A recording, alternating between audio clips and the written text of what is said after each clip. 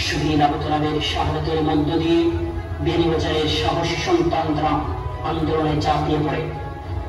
সারা দেশে আন্দোলন দেখে বিয়ানীবাজারের সাধারণ ছাত্ররা উজ্জীবিত হয়।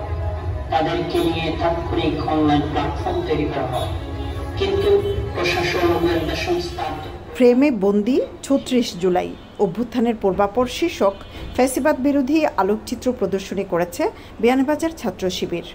জুলাই অভ্যুত্থানে ১ বছর পূর্তি পৌর শহরের মধ্যবাজারে বৃহস্পতিবার সন্ধ্যার পর এ আলোকচিত্র প্রদর্শনী ও ইসলামী সঙ্গীত পরিবেশন করা হয়।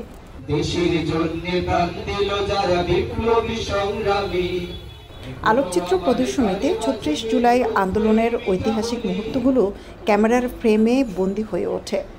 এই আলোকচিত্র প্রদর্শনীর মাধ্যমে রক্তাক্ত জুলাই আন্দোলন ও শহীদদের আত্মত্যাগের গল্প, গণ অভ্যুত্থানের পরিণতি এবং স্বৈরতন্ত্রের বিরুদ্ধে ছাত্রদের সাহসী সংগ্রাম তুলে ধরা হয়।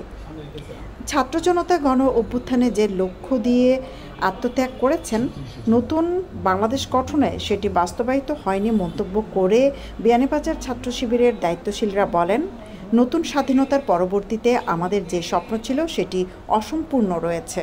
আমরা এই ধরনের আয়োজন করার মূল কারণ হলো যে আমরা যে জুলাই যে আন্দোলন, সেই আন্দোলন যে বিপ্লবটি যেন আমরা নিজের জীবনে সেটি ধারণ করতে পারি এবং সেই ধারণ লালন করে এই নতুন বাংলাদেশকে আবার সুন্দরভাবে গঠন করতে আমরা যেন সর্বোচ্চ সহযোগিতা করতে পারি। আমরা দেখছি বিগত এই ১ বছরে আমরা এই আন্দোলনের স্বাধীনতার পর আমাদের অনেক স্বপ্ন ছিল যে আমরা দেশটি আরো অনেক উন্নত এবং সমৃদ্ধ, চাঁদাবাজ বিরোধী, খুন রাহাজানি এগুলা শেষ করে একটি নতুন বাংলাদেশ হবে, কিন্তু আমরা লক্ষ্য করতে পারছি যে এই ১ বছরের মধ্যে আসলে কোনোটাই আমরা লাভ করতে পারি না। এই নতুন স্বাধীনতায় আমরা দেখেছি স্বাধীনতার পরবর্তী সময় চাঁদাবাজি, ধর্ষণ, খুন, পাশাপাশি অনেক অপকর্ম সেগুলা সেই আগের মতোই রয়ে গেছে। সেই যে আমাদের যে দেশের যে নতুন স্বপ্ন সেই বাস্তবায়ন আসলে আমাদের সম্ভব হচ্ছে না, কারণ আমরা সেভাবে জুলাইটি নিজের মধ্যে লালন পালন করতে পারছি না। সেই আশা রেখে আমরা এই ধরনের আয়োজন, যাতে এই আপম জনতা, পাশাপাশি ছাত্র জনতা সবাই যেন এগুলো দেখে উৎফুল্ল হয় এবং নিজের জীবনকে একটি জুলাই স্পিরিট লালন করে একটি সুন্দর বাংলাদেশ করতে যেন সহযোগিতা করতে পারে, সেই আশা ব্যক্ত রাখি। এই আলোকচিত্র প্রদর্শনীর মাধ্যমে আমরা স্পষ্ট ভাষায় বলে দিতে চাই যে এই ৫ই আগস্ট পরবর্তী সময় যদি আবার কোনো নতুন ফ্যাসিবাদ বাংলাদেশে কায়েম করার চেষ্টা করে, তাহলে আমরা বাংলাদেশ ইসলামী ছাত্র শিবির তার দাঁত ভাঙ্গা জবাব দেওয়ার জন্য সর্বোচ্চ প্রস্তুত রয়েছি। এই আলোকচিত্র প্রদর্শনীর মাধ্যমে আমরা সেই বার্তাটুকু সর্বত্রে বাংলাদেশের প্রতিটি প্রত্যন্ত অঞ্চল থেকে শহর পর্যন্ত আমরা সেই বার্তাটুকু আমরা পৌঁছে দিতে চাই। আগামী বাংলাদেশ হবে দুর্নীতিমুক্ত, আগামী বাংলাদেশ হবে বৈষম্যমুক্ত জানিয়ে ছাত্র শিবিরের দায়িত্বশীলরা বলেন, জুলাই অভ্যুত্থানকে আমাদের ধারণ করতে হবে।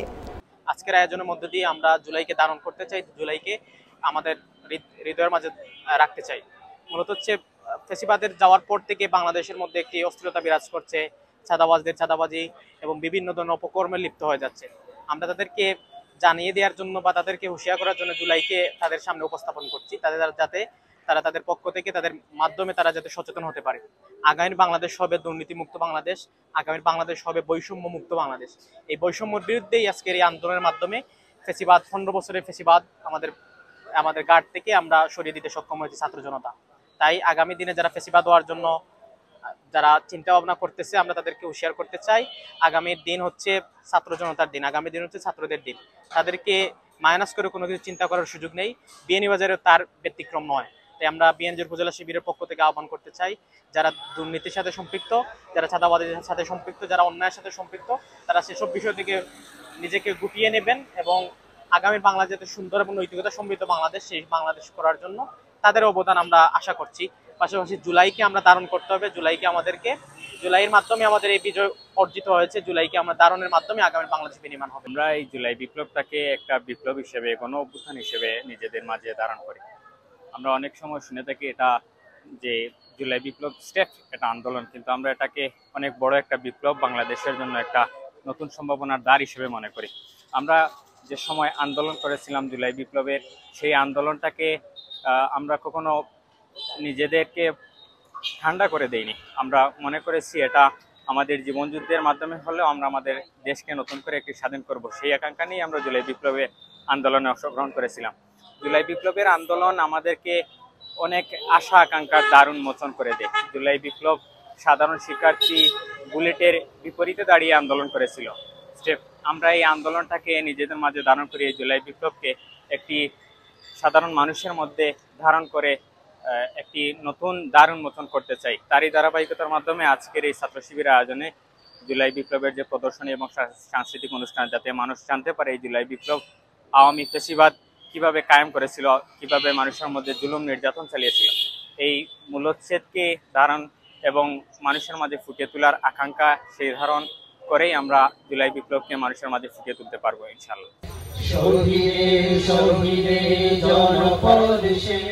জুলাইয়ের স্মৃতি ধরে রাখতে মানুষের মাঝে জুলাই আন্দোলনের স্পিরিট পুনরুজ্জীবিত করতে বাংলাদেশ ইসলামী ছাত্র শিবিরের আয়োজিত ফ্রেমবন্দি ৩৬ জুলাই অভ্যুত্থানের পূর্বাপর শীর্ষক ফ্যাসিবাদ বিরোধী আলোকচিত্র প্রদর্শনী দেখতে বিয়ানীবাজারে ভিড় ছিল সাধারণ জনতার। সৈয়দা আখি হক, এবিটিভি।